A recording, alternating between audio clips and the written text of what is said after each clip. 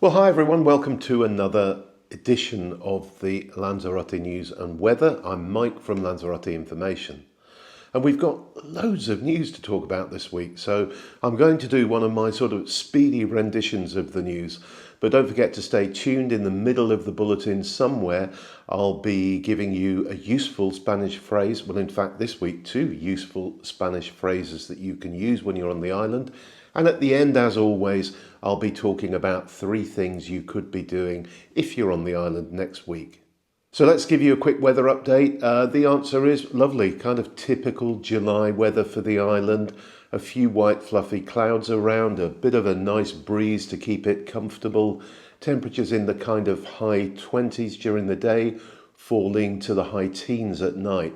We have had a warning of hot weather coming in this weekend. And we're expecting temperatures moving up into the mid-30s over the weekend. I was going to mention it in the news, but I'll say it now for you. UV levels are very, very high here at the moment, and we keep getting warnings from AEMET, who are the weather organisation for Spain, that UV levels are basically off the scale. I think 11 is the highest, but we've been up at 11 for nearly 2 weeks now. Do take care if you're out and about. I've seen lots of burned people over the last week or so. Wear plenty of sun cream and replace it often. Wear a hat and stay hydrated. So on with the news now, and the first news item is weather related, in that it revolves around the strong winds and high temperatures expected this weekend. The forested islands of the Canaries, and that's all of them bar Lanzarote and Fuerteventura, are on alert for potential forest fires. They all have beautiful pine forests at high levels, and they are a big risk for fires. So therefore everyone's, as I say, on alert in those islands for the potential of forest fires. Fingers crossed nothing happens and they get through this period successfully. Now, an interesting story came out from the Cabildo this week when they sent a letter to all of the ayuntamientos, the town halls on the island, reminding them that buggy tours and quad tours that take place off-road are actually not allowed to go onto rustic land while they're doing those tours. Now, pretty much everywhere these buggies go is actually designated rustic land. So the implication is that they shouldn't be doing it at all. And this is a reminder to those town halls to check the companies, the buggy and quad companies, and explain to them they can't be going to the places that many of them are currently going to. It's early days yet. All I've seen so far is this letter that's gone out to the town halls. I haven't seen any reaction from them, but it'll be quite interesting to see how this story spins out. Are we going to lose the buggy and quad tours that go around the island? I know there's a really mixed sort of view on that. Some people think, well, they're great, tourists absolutely love them. Other people absolutely hate them for the dust they cause and the damage they cause to the rural tracks on the island. I'll keep you posted on that. Now, two stories related to the taxi service here on the island this week. The first is that 26 people have sat the first stage of the exams to become taxi drivers in the municipality of Arrecife. And this is in response to the fact that the Cabildo have called on the Arrecife Taxi Cooperative to offer a 24-hour service. So going forward, they will be able to have 3 shifts of 8 hours on each of their taxis, and therefore the owners of each of the taxis need more drivers to fulfill that 24-hour opportunity for them. But the second taxi story, and I was really disappointed about this. You may remember, and I mentioned it in a news bulletin some time ago, that the Cabildo had announced that they were going to designate the airport and the cruise port in Arrecife as sensitive areas. And what this was simply a mechanism for them to be able to call in taxis from other municipalities when either of those were under pressure and there were big queues of people waiting for taxis. So it was simply a mechanism, and I think I thought it was a good idea at the time. I still think it is a good idea, because we do have this ridiculous situation where we can have a huge queue of people at the airport waiting to get in a taxi, but because only the taxis from that municipality, which is San Bartolome, can pick up from the airport, we have the situation where there could be 30, 40, 50 other taxi drivers on the island just sitting in their cabs waiting for a fare while people are queuing to get to their accommodation. So this idea of turning it into a sensitive area and then being able to say, okay, we'll have the taxis in from Tias to assist, or the taxis coming in and dropping people off at Playa Blanca are now authorized, dropping people off from Playa Blanca are now authorized to go around and pick someone up and take them down to Playa Blanca. I thought, as I said, it was very sensible, but San Bartolome Ayuntamiento have now come out against it. And first of all, they're saying that the Cabildo doesn't have the authority to do that, or the department in the Cabildo that did it doesn't have the authority to do that. But secondly, they're saying, well, there really isn't a problem. We've got enough taxis to cover the airport. I just don't believe that. And I would like to see the mayor and the councillors from Playa Honda go down to the airport on a Saturday and actually stand in the queue and talk to some of the passengers who are waiting for taxis. And if they choose to take me up on that, I'll be happy to go along and chat with them as well about it. And while I'm complaining about queues, there were massive queues at Timanfaya on the 1st of the month, so the start proper of the summer season here, of cars waiting to go into Timanfaya and enjoy the national park there. And of course, it blocks that whole road through that section and makes it dangerous and difficult, and people are getting out of their cars to have a wander around. It really shouldn't happen, and the Cabildo have already announced that they were planning to create a time slot system, so you book your ticket and you're given a time slot, and once that slot is full, then you have to book a later time slot just to control the flow. And they really need to get their act together and make that system operational urgently. But enough of my complaining. This next story is a good one. The emergency services of the island are building or creating a central operations centre in Tias, and they are going into a building in Tias which the Ayuntamiento there already own. And it's a really good idea, this. I mean, currently on the island we have the situation where the ambulance service, the police, the different police departments and so on all have their own control rooms. Well, this will be one central room where all of those parties can put staff in there, but they'll deal with things in a coordinated way. So, for example, if there is a car crash that requires ambulance, police and fire service to be called, it will all be done centrally from that location.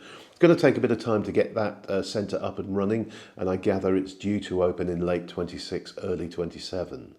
So let's do your useful Spanish phrase of the week now. And I've actually got two for you this week because they're kind of two that go together very, very well. And the first one is, I don't understand, which is no entiendo. No entiendo. And if somebody's speaking to you in Spanish and you're really just not getting it, the first thing you should say to them is no entiendo. Now that on its own might help, and hopefully the person will then either repeat what they're saying but more slowly and with a bit of kind of sign language that always helps, or they will offer to speak to you in another language. And that gives you the opportunity to use the second phrase, which is hablas inglés. Hablas inglés? So you're asking it as a question. There's an interesting thing about Spanish that a question and a statement are both identical, and that's why when it's written we have a question mark at the beginning of the sentence as well as at the end, so that when you're reading you know it's a question rather than a statement. So if you say hablas inglés, you're saying that you talk Spanish, but if you put that inflection at the end when you're saying it, hablas inglés, you're turning it into a question. So obviously, hablas inglés is, do you speak English? So a conversation might go with, lo siento, no entiendo, I'm sorry, I don't understand, hablas inglés? and you're asking then if they can switch to English for you, or you could put Francés or Italiano or whatever you want to as the following the hablas. Next up, more awards for Lanzarote wines, and I'm going to have to pick my iPad up to tell you about this. A red and 3 white wines from the island won gold medals this week at the 9th National Competition of Wines of Small Denominations of Origin.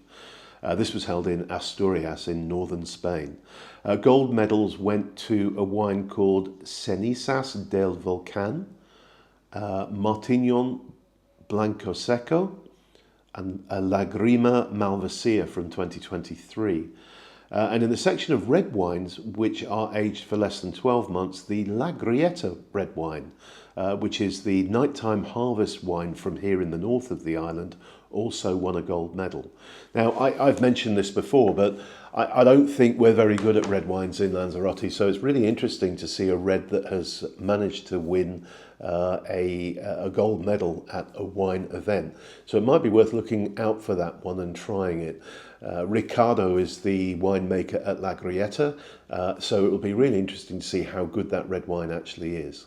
Good news this week, we have 11 new Policia Nacional officers on the streets of Lanzarote. They were inaugurated into the role this week at a very impressive looking ceremony.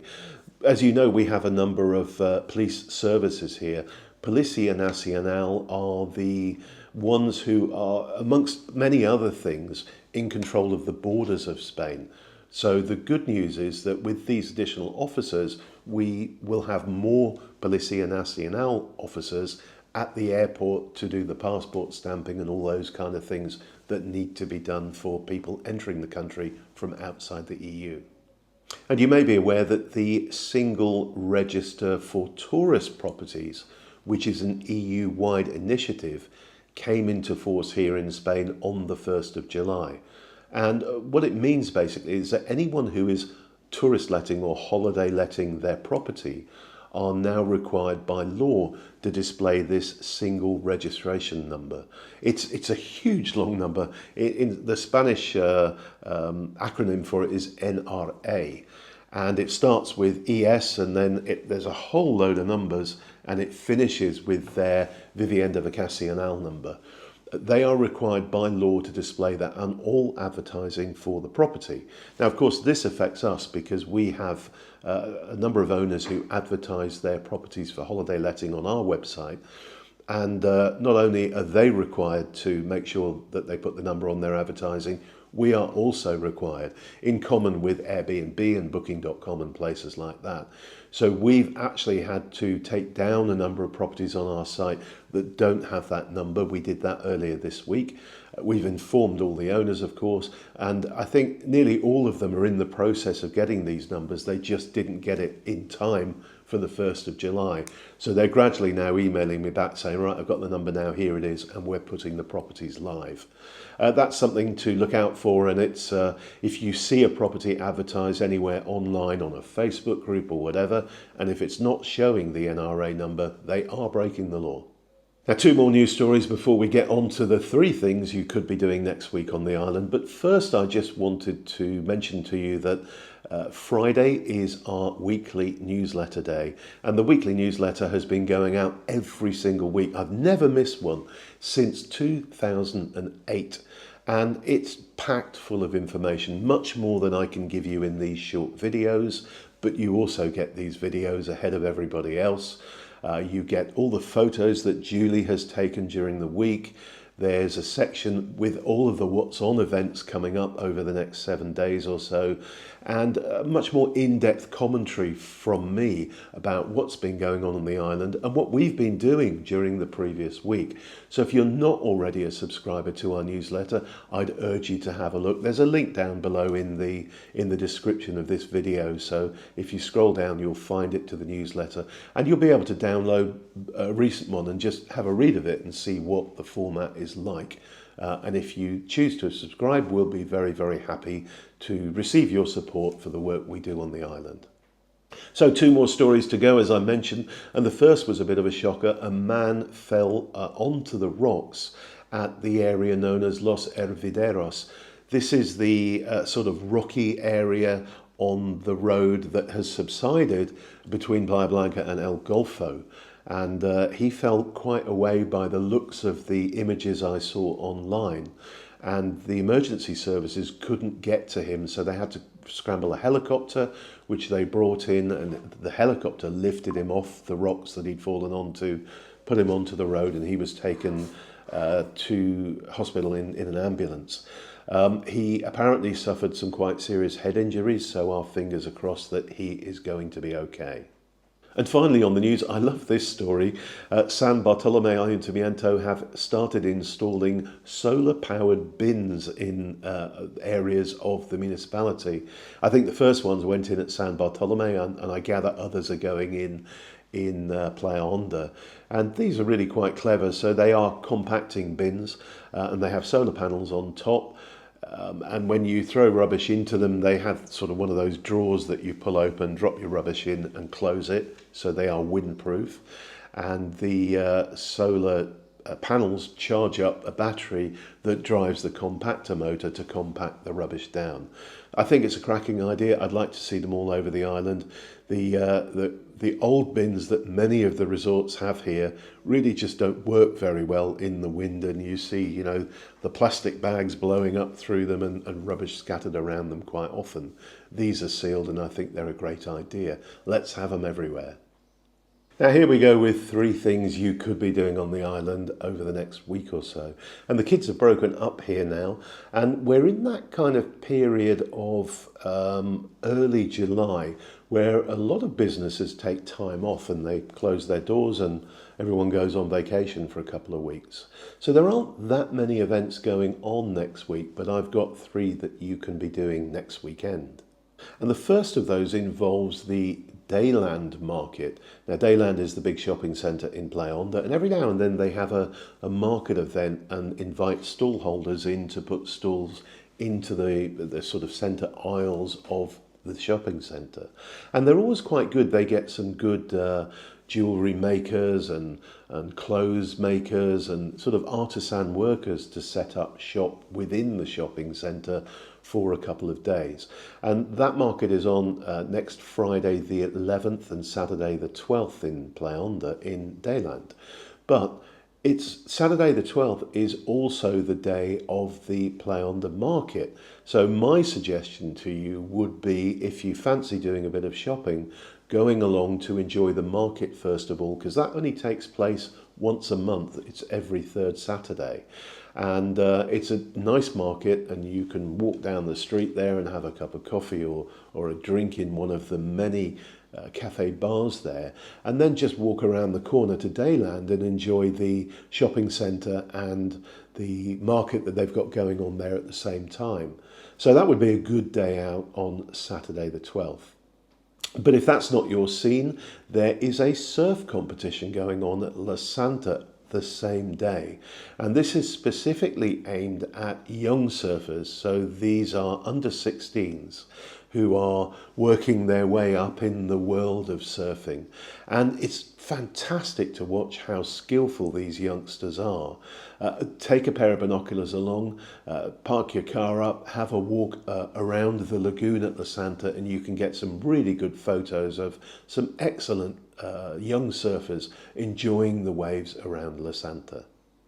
Well, that's it for this week. Thank you so much for watching, and if you've liked this video, please give us a like. If you've got any questions, stick them in comments below. I read all of them, and I will always do my best to answer your questions. Don't forget to have a look at the link below in the description to our newsletter to find out more about that. And we'll be back on Tuesday with another video, Thursday with a walkabout video, and on Saturday with this weekly news bulletin as always. Bye for now, everyone. Thanks for watching. Bye.